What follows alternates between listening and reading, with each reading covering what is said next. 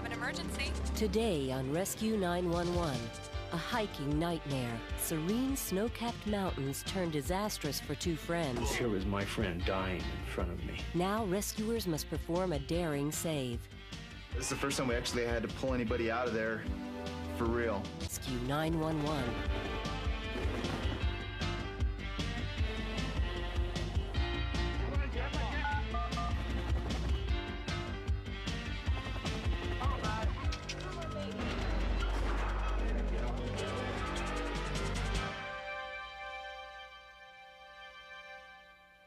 When tragedy strikes and help is far away, minutes can seem like a lifetime. I'm William Shatner. Tonight on Rescue 911, true stories of choices that threaten futures and change lives. We begin on the morning of February 5th, 1992, as members of a mountaineering club set out to scale the ice-covered walls of a canyon just outside Ouray, Colorado.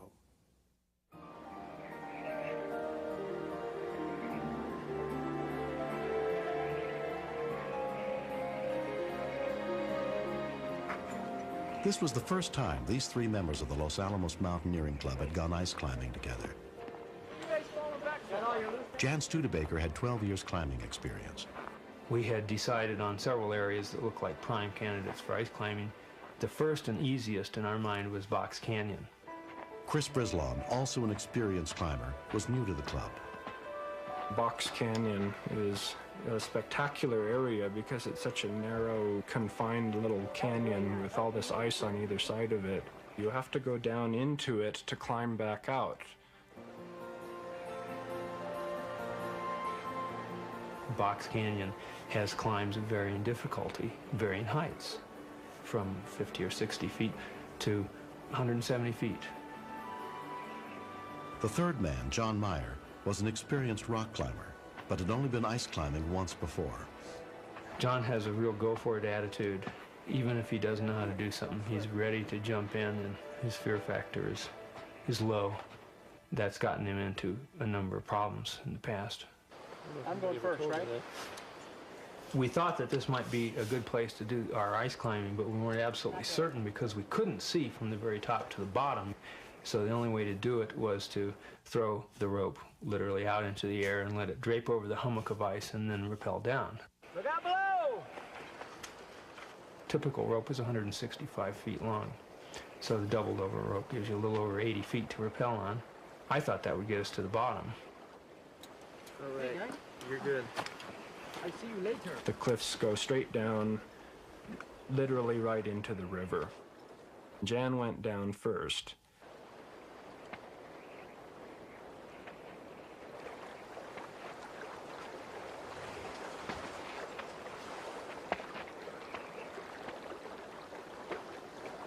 I rappelled, keeping track of the end of the rope. I realized it wasn't going to get us down to the bottom. Chris was watching from the top of the frozen waterfall. I heard Jan hollering, but of course I couldn't see him. I couldn't see down into the gorge that close to the base of the cliff. I had on my crampons and I had my ice tools nearby, and so I got off the rope and I down climbed to the ground. The rope's too short! I started pulling up one end of the rope and feeding line down the other end until it would reach the bottom. Finally, he said, yes, it reaches the bottom now. So we now had one long strand going all the way down to the river to rappel on. So I grabbed what I thought was the short end of the rope and pulled it up and piled it in the snow right at the top of the cliff. I was sorting my gear, not paying a whole lot of attention to what was happening.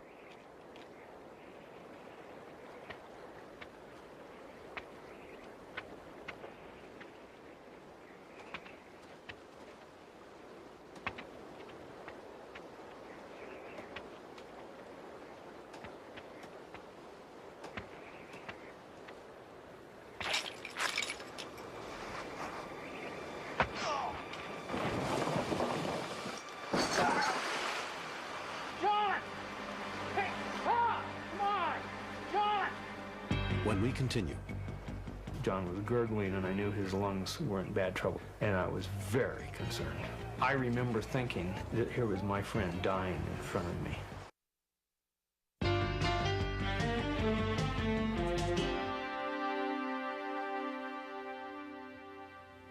When 50-year-old John Myers slipped off the end of a rope while ice climbing and fell 50 feet down the face of a frozen waterfall, another climber, Chris Brislong, ran to call for help.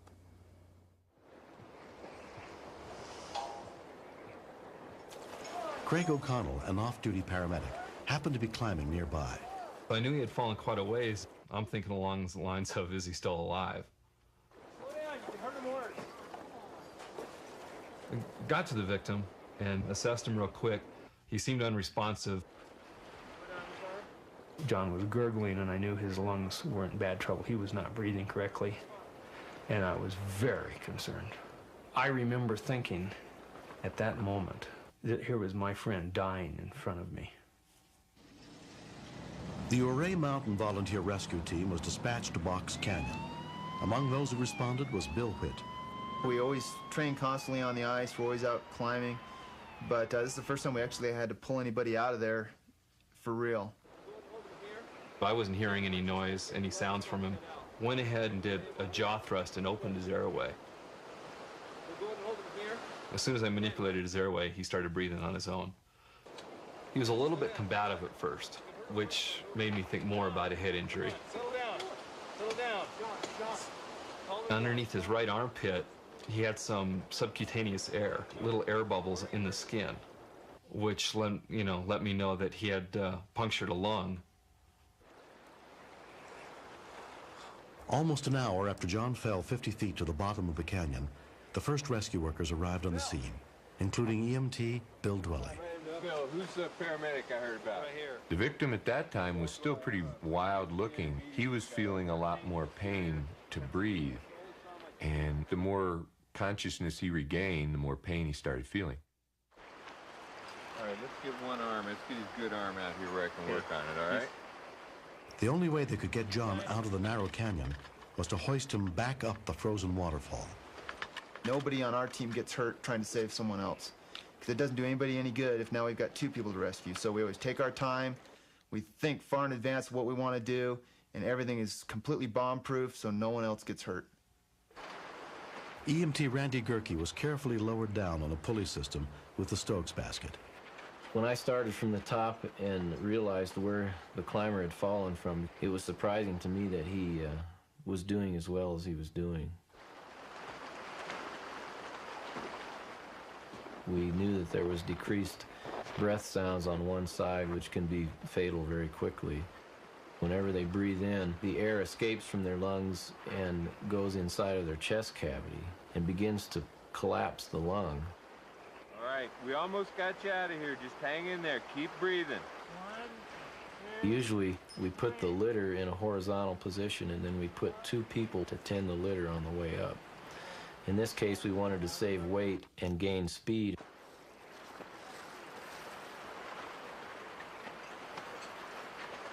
As we were coming up, it was very difficult because of the climbers that were doing the counterweight. They would knock ice and snow debris from the top, and some of the ice chunks were probably, 4 or 5 pounds. It's a real fine line having too many guys on the rope and having them go way too fast or not enough and having to pull. So we were constantly playing with the system.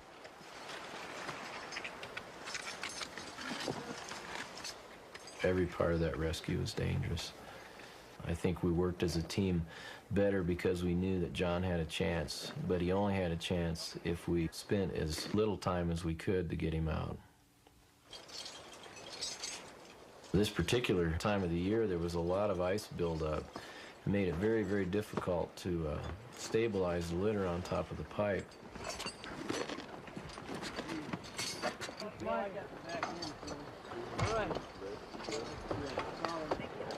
From the trestle, it's a 200-foot vertical drop into the bottom of the canyon. So when we rig something up, we want to make sure it's safe enough that everybody can be on it and there's plenty of strength left over. You're almost there. 50 yards, bud. The accident had only occurred a few hundred yards from the road, and it took 5 hours to get him back to the road. It really brings home how serious an accident up in the high mountains is. 50-year-old John Meyer was treated for hypothermia, a collapsed lung, and 6 broken ribs, and released after a week in the hospital. I think it's an absolute miracle that he's not dead. Most people, if they fell that distance, would be dead today. Without all those things coming together and people taking care of him immediately on the bottom, I think, you know, it could have been a different story. I was really impressed by the communication between the members of the rescue team, asking for confirmation. What do you think of this anchor? How does this look? All the things, of course, that we hadn't been doing when we set up the rappel. It's been a year since John's fall. The basic lesson that I really learned is that you make mistakes. I think all three of the people that were involved in the accident, all of us made mistakes. And if any of us had not done one of those things, there would have been nothing to happen. John has no plans to ice climb again. My advice to anyone is to find the right training. Because if you go out with a little bit of knowledge, then you can very easily get yourself into big trouble. And if you go out with no equipment because you can't afford it, chances are we're coming to get you. I don't know how you thank the people that did the rescue. There's no way of really expressing the gratitude I feel to it. I mean, I'm very profoundly grateful to them for what they did. Don't look at me! We all should take first aid and CPR courses every year. By learning basic life-saving techniques, we might be able to save the life of someone we love. This series is dedicated to all the men and women who answer our calls for help and are there when we need them most. I'm William Shatner. Join us again next week for more true stories on Rescue 911. Next, step inside the command center where the calls for help are answered and meet the real-life heroes who save lives. Stay tuned for another episode of Rescue 911, next on Discovery.